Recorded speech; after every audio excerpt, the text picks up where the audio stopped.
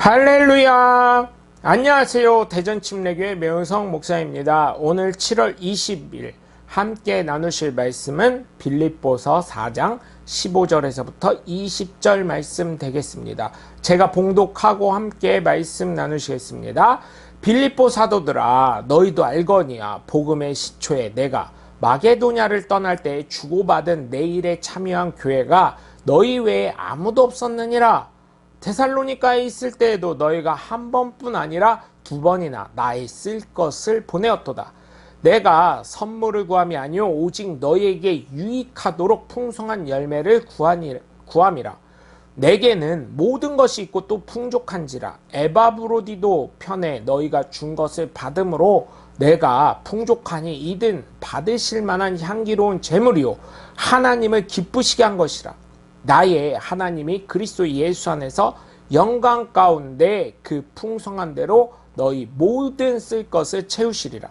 하나님 곧 우리 아버지께 세세 무궁토록 영광을 돌릴지어다. 아멘. 아멘입니다. 복음의 내용을 전할 때 사실 목회자들에게 부담스러운 것은 물질에 관한 것입니다. 즉 헌금에 관한 내용입니다. 사실 사도 바울 역시 물질로 인해서 각 교회 성도들에게 말씀을 전하는 것이 쉽지 않았을 것입니다. 특히 요즘은 11조를 꼭 내어야 하느냐 같은 유튜버 목사님들이 올라오고 결국 물질에 대해서 자꾸만 인본주의적인 이야기들을 말씀하시는 경우가 있습니다. 물질에 관해서는 기본적으로 기쁨으로 드려야 한다고 생각합니다. 헌신한 마음으로 드려야 합니다. 그럼에도 불구하고 요즘에 많은 사람들은 왜 감사를 해야 하는지, 11조를 왜 해야 하는지, 예물을 왜 해야 하는지 모르는 경우가 많이 있죠. 물론 근본적인 의미로는 감사는 감사의 표현이고 11조는 생명의 값이며 레위인들과 제사장들을 위해서 그리고 더 나아가서는 과부와 고아들을 물질로 어려운 사람을 살아가는 사람들을 돕기 위해서 하는 것인 것을 이야기하는 것도 맞습니다.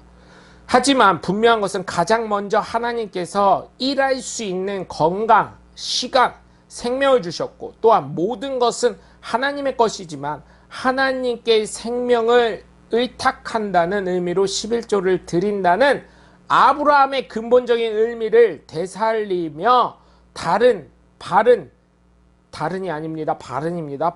신앙인의 자세로 살아갈 수 있게 하는 것이 그 원동력이 바로 11조에서 나오는 것입니다. 그래서 예물은 다른 것보다 하나님께 나에게 주신 기회이고 나에게 주신 은혜에 대한 감사의 표현이고 더불어 기쁜 마음으로 자발적으로 드림과 헌신이 있을 때 더욱 큰 은혜와 감사가 넘쳐나게 되는 것입니다. 그리고 여러분, 감사를 해야 되는 이유 중에 가장 큰 것은 제가 굉장히 존경하는 목사님께서 감사를 왜 해야 되는지 아느냐? 감사를 잃어버리는 사람은 하나님을 잃어버린 사람이다 이러시더라고요. 여러분, 하나님을 잃어버리지 않기 위해서라도 오늘 하루도 살게 하신 하나님을 기억하기 위해서라도 날마다 감사하시는 삶이 되시길 주 예수 그리스도의 이름으로 간절히 축원합니다. 여기서 말씀드리는 것은 물질이 중심이 되다 보니까 물질인데 꼭 물질이 아니더라도 여러분 정말 교회를 위해서 헌신하고 세워가실 수 있는 하나님의 복된 자녀들 되시길 부탁드리고요. 또한 성경에 제발 이런 말씀 안 하셨으면 좋겠어요. 성경에 언제 교회 가라 그랬냐? 예수 믿으라 그랬지. 아니요, 예수님 회당 가셨고요. 정말입니다. 예수님은요 회당 가서 말씀 전하시고 광야교회 가서 말씀 전하시고요. 산교회 가서 말씀 전하시고 바닷가 부두에서 말씀 전하셨습니다. 거기에 사람들이 많이 모였었고요. 그래서 기억하시고 여러분 교회 가는 것, 주일날 교회 갈 수 있다는 게 얼마나 감사한 것인지 기억하시길 주 예수 그리스도의 이름으로 간절히 축원합니다. 오늘 말씀을 보시면 빌립보 사람 여러분도 잘 알고 있겠지만 내가 기쁜 소식을 전하던 초기에 마케도니아를 떠날 때 서로 도움을 주고받은 교회는 여러분밖에 없습니다. 얼마나 이게 안타까운 이야기입니다. 얼마나 안타깝습니까? 그리고 내가 데살로니가에 있을 때에도 여러분은 한두 차례 나에게 필요한 것을 보내주었습니다. 내가 선물을 바라는 것이 아닙니다. 오히려 여러분에게 유익하게 열매가 맺길 바라는 것입니다. 나는 여러분에게 모든 것을 받아 넉넉합니다. 여러분이 에바브로디도 편에 보낸 것을 받아 풍족하게 넉넉하게 살고 있습니다.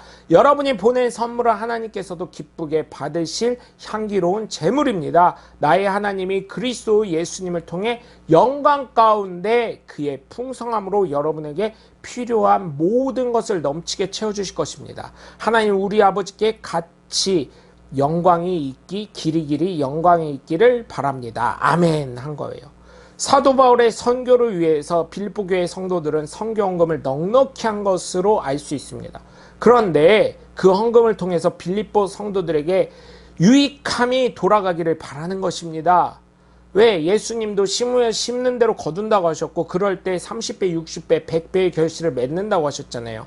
그리고 그것을 통해 하나님의 놀라운 사역의 발걸음이 시작이 되기에 하나님께도 향기로운 예물이 되고 정말 복음을 전하는 사도 바울에게도 큰 힘이 된 줄 믿습니다. 그렇기 때문에 여러분 부탁을 드려요.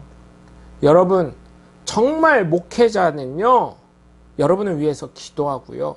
여러분을 위해서 말씀 준비하는 사람입니다. 제가 목회자라서 말씀드리는 게 아니라 정말 여러분의 영혼이 살찌기를 원하고 여러분의 영혼이 악한 사단으로부터 이겨내도록 기도하는 사람들이니 누가 여러분들의 그 대소사를 다 챙깁니까? 친척, 가족 빼놓고는. 근데 목회자는 챙기잖아요.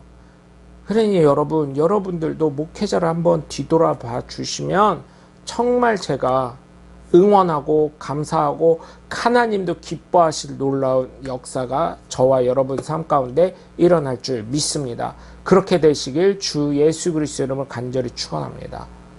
그리고 여러분 할 때 여러분이 목회자를 돌아보고 교회를 돌아볼 때 또한 주변의 어려운 특히 북한에 있는 북한의 동포들을 돌아볼 때 하나님의 놀라우신 은혜와 권능이 있을 줄 믿습니다.